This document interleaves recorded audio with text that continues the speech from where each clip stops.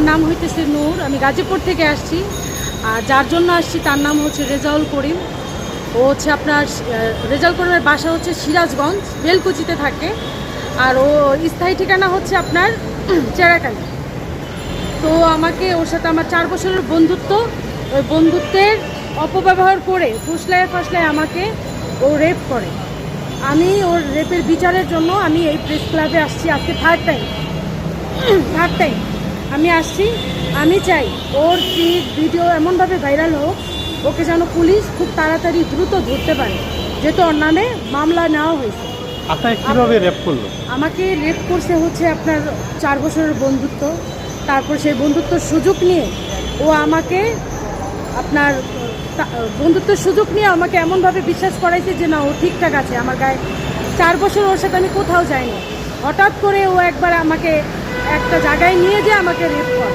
আমি লোকলজ্জার ভয়ে আমি কিছু বলতে পারি নাই। আমি তারপরে লোকলজ্জার ভয়ে আমি কোনো পদক্ষেপে নিতে পারি নাই। এইবারটা আমি আসছি, এই 3 দিন ধরে আমি আজকে সাংবাদিকের কাছে দৌড়াদৌড়ি করতেছি। আমি সব কিছু, আমার মান সম্মান সব কিছু বিসর্জন দিয়ে আমি আপনাদের কাছে আসছি ওর বিচারের দাবিতে। যেইভাবে যে কোনোভাবে ওর ভিডিও ক্লিপ আপনারা প্রচার করে দেন। ও এখন পালাতক আছে, ওকে যেন যে কেউ দেখে পুলিশের কাছে খবর দিয়ে ওকে জানি ধরে নি। ও আমাকে ধর্ষণ করার পরে আমি পুলিশের মামলা দিতে চাই, আমাকে বিয়ের প্রস্তাব দেয়। 6 মাস রানিক আমাদের সম্পর্ক। তারপরে এই 6 মাসের ভিতরে আমি প্রেগনেন্ট হয়ে যাই। সেই বাচ্চাটাকেও আমার নষ্ট করে দেয়, আমাকে মারধর করে, টর্চার করে, তারপরে ইমোশনাল ব্ল্যাকমেল করে, যেইভাবে বাচ্চাটাও নষ্ট করে দেয়। তারপরে ও আমাকে 1 বছর ধরে আমাকে ইউজ করতেছে। ও লাস্ট পর্যায়ে আমাকে একদিনও বলে নাই যে আমাকে বিয়ে করবে না। ও আমাকে শেষে যখন গত মাসে 26 তারিখে লোকজন দিয়ে আমি ওকে ধরাই, তখন ও স্বীকার যায় না আমি বিয়ে করব না। যখন বলছে যে বিয়ে করব না, এখন আমি মামলা দিতে বাধ্য। আর আমি যে আসছি খালি হাতে আসি না, আমার কাছে প্রুফ আছে।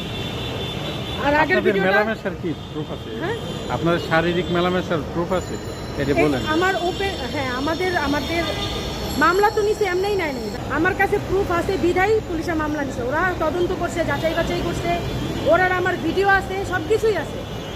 বাট আমি পাবলিকলি করতে পারতেছি না। বাট যেখানে আইনে যেখানে দেওয়ার দরকার আমি সেখানেই দেবো, সেখানে দিছিও।